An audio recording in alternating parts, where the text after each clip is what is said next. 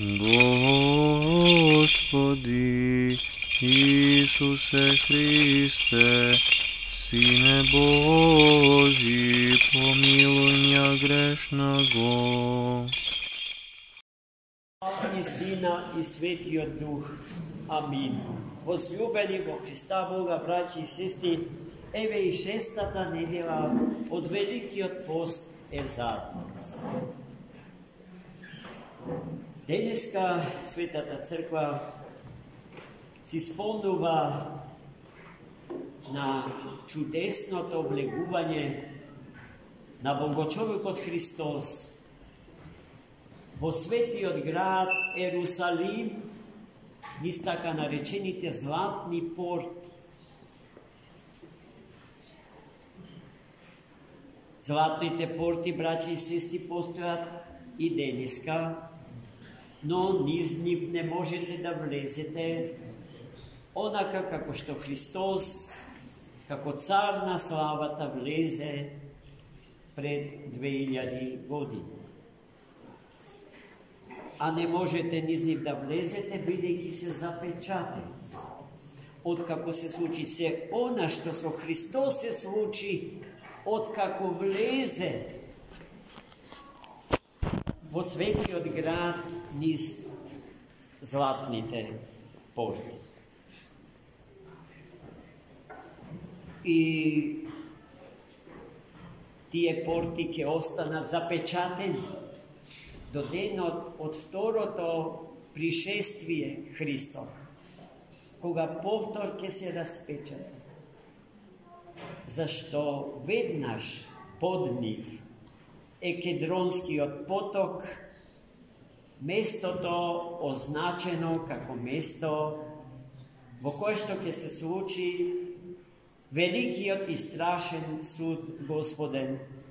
На тоа место ќе треба да се соберат сите народи и сите луѓе, деца на нашите првородители, прататкото Адам и прамајката Ева. Дотогаш таа порта, велам, останува запечатена. И нема сила, гледајте, што може да ја распечати. Иако од поодамна многу сили големи беа и се уште се заинтересирани за тоа, да ја распечатат златната порта и да го пресоградат храмот на Соломон, кој што од истите причини е урнат, како што е запечатена златната порта. Но што денеска се случи, браќи и сестри, во Ерусалим? Вчера видовме како Христос со своите ученици стигна во Витани, во градот на неговите пријатели, Лазар и неговите две сестри, Марта и Марија. Зошто Христос дојде во Витан? Затоа што чу тажната вест дека неговиот другар и пријател Лазар е мртов. И тој не дојде веднаш што чу, туку намерно остави неколку дни од после смртта, односно во 4-тиот ден од како Лазар умре и беше погребан, да дојде. Затоа што ќе го направи тој со Лазара, да го видат и неговите свети ученици, да не знаат од слушање за тоа, туку да станат сведоци на тоа што само Христос и никој друг може да го направи со човекот. Да го врати од мртвите меѓу живите, од непостоење во постоење, од небитие во битие. Тоа Господ Христос го направи вчера во Витан. И чувме и тоа, дека Христос Mrtviот Лазар го воскресна по силата на неговиот божествен логос. Намерно изречен громогласно, да го чујат сите. Иако според Свети Григорий Палама чувме дека тој не мораше воопшто да изусти каков годе збор за тоа. Доволно беше тоа што тој тоа го посака. Тоа што неговата света волја реши да се случи, тоа ќе се случеше и без повикот. Громогласно упатен кон мртвиот Лазар: Лазаре, излези од гробот. И Лазар послушно се појави. За тоа чудо дозна целиот Ерусалим и околината, бидејќи Витанија е едно малечко градче кој што и денеска постои недалеку од Ерусалим. Потоа заедно со воскреснатиот Лазар Христос го посети неговиот дом, каде што вечера заедно. Тоа го чувме од денешното Евангелие. А утредента Христос реши да го посети Ерусалим, светиот град Ерусалим. И тој тоа го направи на начин збунувачки и шокантен за еврејските поимања на Месија. Побара да му донесат осле. Врз ослето поставија, светите апостоли поставија дел од нивните облеки и врз нив седнат Христос, тргна накај Ерусалим. Цел град беше излегол пред златните порти ерусалимски. Секако пред се, затоа што знаеа дека тој не е обичен човек, дека тој дури не е пророк рамен со пророците од Стариот Завет, туку многу повеќе од тоа, дека тој е тој што сите еврејски поколенија од Авраама до тој ден чекаа да се случи, да дојде Спасителот на светот, Синот Божи, кој што ја прими природата наша и стана вистински Бог, вистински човек. А потоа, бидејќи слушна за чудото што се случи со Лазара Витаниски, дојдоа да го видат и него, бидејќи Лазар го следеше Христа Господа. Кај што одеше Христос и тој по него. Вчера рековме дека Лазар ќе заврши како прв епископ кипарски. И неговите свети мошти се чуваат на Кипар и ден денешен. До ден денешен. Како го примија граѓаните на Ерусалим? Торжествен. Сите беа излегле пред портите, од малечки дечиња и бебчиња до највозрастните. И сите со палмови гранчиња во рацете. И како што Христос влегуваше во градот, патот го постилаа со својата облека и со палмовите гранчиња и други цветни растенија, послани на патот до срцето на градот. И не само тоа, туку сите громогласно вика: благословен е оној што доаѓа во името Господне, осана во вишних, слава на висините.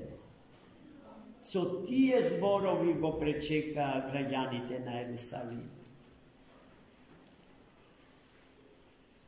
И веднаш потоа Христос влезе, а портите на Ерусалим се затвори.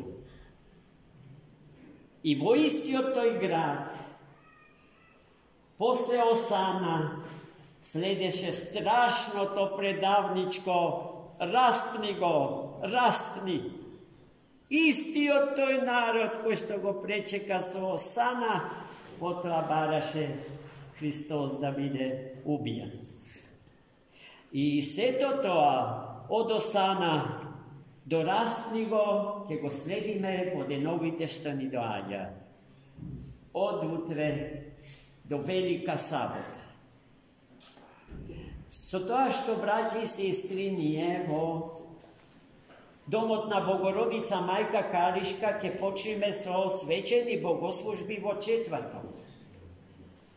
На Велики четврток речиси цел ден ќе бидеме во црква. Јас ве молам, таа можност да не ја пропуштите. Ослободете се од сите обврски. Тој ден е многу голем ден. Бидејќи во тој ден Христос ја востанови светата Евхаристија. Во тој ден се случи тајната вечера на Христа со своите апостоли. И потоа Христос ги причести своите апостоли и ја причести својата човечка природа со природата Божја. И ни остави аманет, своевиден духовен тестамент. Тоа што се случи тој ден во Ерусалим, да се повторува секогаш одново на светите литургиски служби. Секоја света литургија да биде анамнеза, сеќавање на великата и тајна вечера. И тоа сеќавање не е сеќавање на нешто што безсмислено се повторува, туку на нешто што е едно и неделиво и неповторливо, бидејќи секога служиме една и света литургија. Нема многу и нема повеќе литургии, таа е една, бидејќи Христос е еден. И секогаш ни се дава целиот себе си. Зошто доаѓаме на света литургија? За да се нахраниме со Него.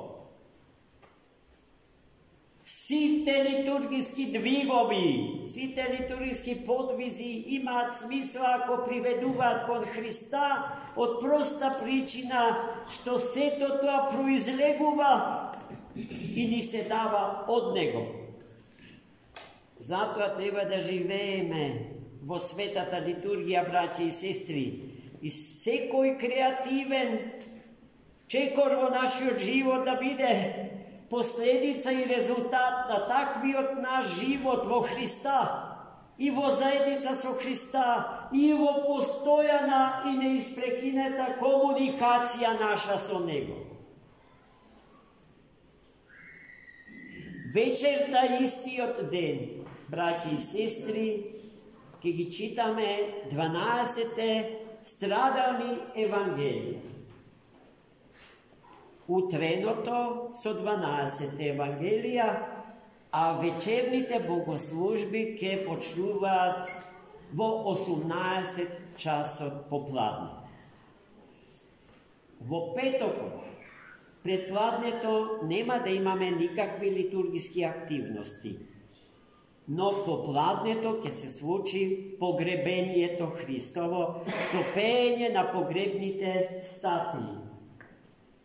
Исто така во 18 часот. А во саботата, на Велика сабота, пред пладнето, како и на Велики четврток, ќе ја служиме светата божествена литургија на божествениот Василий Велики,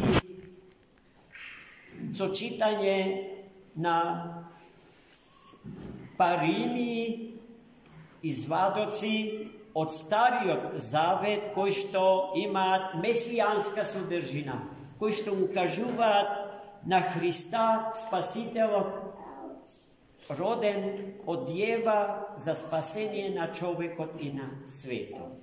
Со сите детали што ги содржат месијанските текстови од Стариот Завет, а се однесуваат на Богочовекот Христос, воскреснат заради нас и нашето спасение и за спасение на светот во кој што живееме.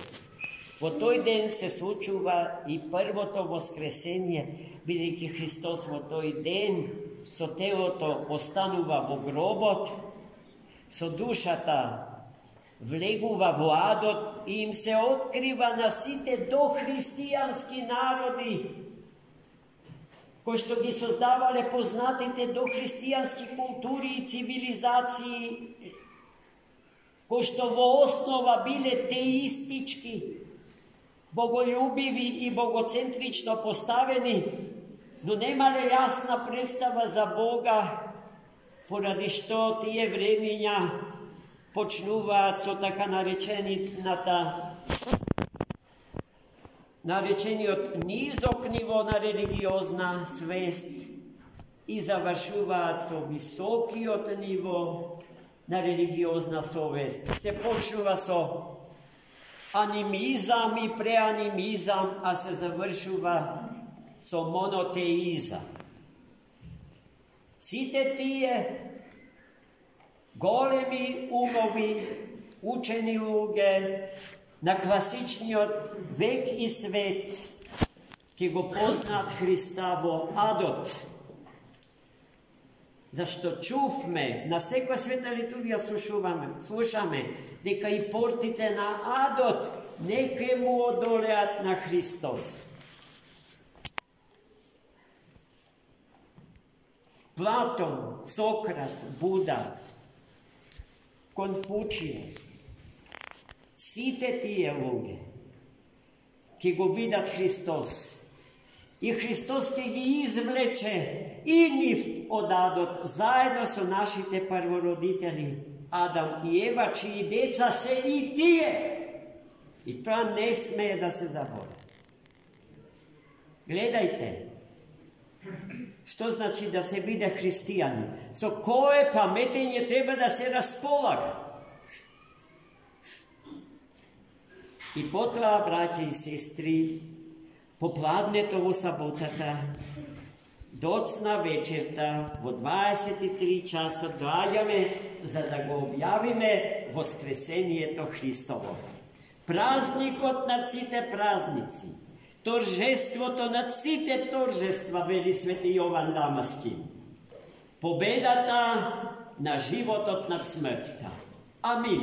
На многаја и благаја лета.